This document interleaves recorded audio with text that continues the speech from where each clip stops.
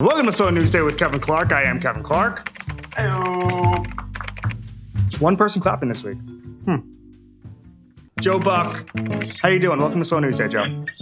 You were in an empty stadium yesterday for, I don't know, you did minor league baseball. Was that the first time in your career you've been in an empty stadium, or have you been to empty-ish stadiums before? Not like that. Yeah. I mean, you could hear things happening that you really didn't want to hear happening. And it was kind of funny. During all the breaks, when we were in commercial break, the Saints sideline was in front of us, so kind of below us. And the seats behind their bench, their practice squad players were sitting in.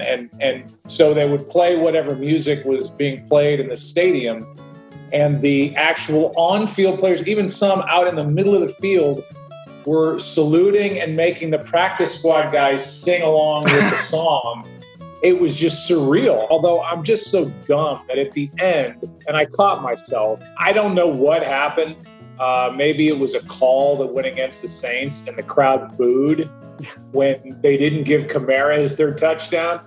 And I'm like, yeah, the crowd does. And then the thing went off in my head. I'm like, there's no crowd here, even though there is no crowd. And I took the bait like the moron that I am. But, I think good, smart crowd noise is a necessity under these broadcasts. And people, I'm a tradition. There is no traditionalist for how to broadcast sports during a pandemic. So, it is what it is. But it needs to be there, and it needs to be done well. The Panthers got booed at home by fake fans yesterday. And it's like, I just would love to know the thought process. I heard that. I was like, this seems a little aggressive. So I want to see sort of the evolution of how this goes. All right. First impressions about Tom Brady yesterday. Do you think this is Brady in 2020, or do you think this team is going to get better as the year goes on?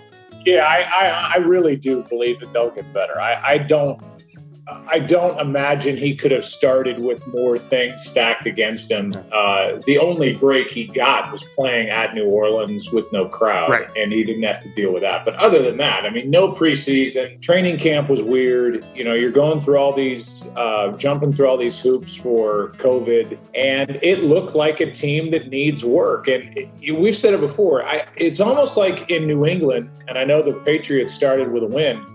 Bill Belichick would take September as kind of training camp, preseason, extended, and then they would start to hit their stride defensively, offensively. I think they've got a long way to go, but I think they've got plenty to play with there and get a lot better, I think, pretty fast. Do you think there's anything to learn this year when you look at Tom Brady in Tampa Bay, Bill Belichick with Cam Newton, about their past success, or do you see that as sort of divorced from what we see going forward, and you're just gonna? How do you view that? I guess I think there's so many factors involved that it's almost ridiculous to try to base what happens in 2020 during the conditions that we're all under in our own worlds, and go back in time and start looking at year by year and saying, well, obviously this was all Brady, or obviously this was all Belichick. It makes for interesting call-in show conversation, but every season, every week is kind of a chapter unto itself. So I listened to your podcast, and I got into it because of the Eddie Vedder episode.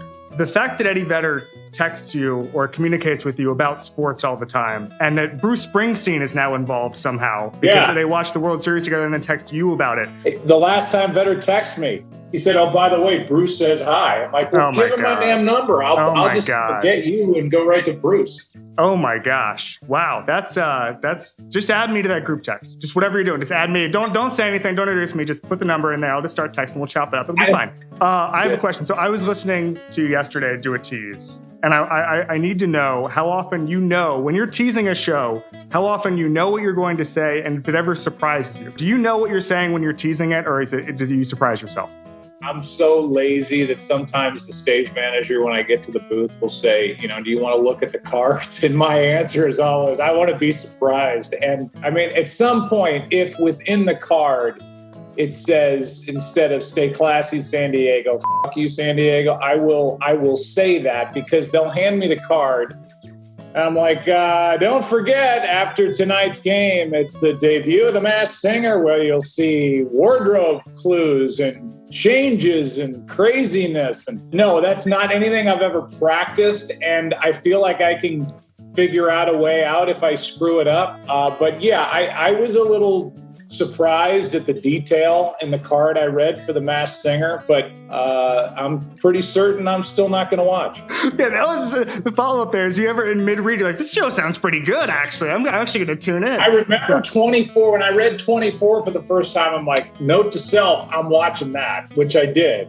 I got in trouble one time. It's Zooey Deschanel? It's what's the Jason Gallagher would know. He loves that show. Zooey Deschanel is a new girl, and you're right. I love that show. So they were at a World Series game in Texas promoting like the season premiere. And I said, there's Zooey Deschanel and, star X, Y, and Z. And starting next Tuesday is the debut of a new season of New Girl. And then I came off that, and being a smart ass, I said, let's show that group in the 8th inning. And let's see if they're still sitting down there. Then we did in the 8th inning. Our producer showed the empty seats. Oh, no. They probably bailed out right after we showed them in the promo. And I was like, yep, just like I thought. The cast of New Girl has headed for the exits or whatever. And I got in a little bit of trouble. Oh, you outlasted New Girl, right? Jason, that's off the air now, right? Yeah, but that was by choice. Oh, I didn't know we were going to have a defensive New Girl. Wow, you're getting pissed off, Jason. Here's the horoscope. You're looking forward to an event, yet dreading it. You're better for having such milestone markers. Embrace the awful excitement. Well, let's see. I'm going to Cleveland on Thursday. Bengals, Browns. And Cincinnati, the battle for Ohio. Is that the awful excitement? So we're going to do Club Kevin. Very simple. We just do who won the week, and we leave it up to the guest to figure this out. If you're thinking about who won the week, Joe, who's in Club Kevin? I would probably say Cam Newton won the week. I agree with that. Because not only do you have the 21 points, the creativity, but also he's going to have probably the best wardrobe in football this year.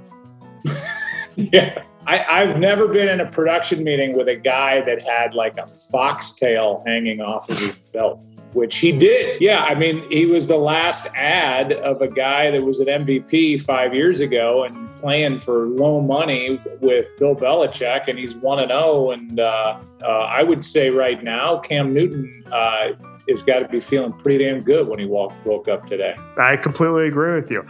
Cam Newton, welcome to Club Kevin. There it is. Last thing, we have to do this. And I do not want to do it. Last year, I did Game of Thrones as announced by play-by-play people, and I did you. And it's the most embarrassing thing we've ever done, but we published it anyway. So here's Brienne about to talk this week about the letter she might write.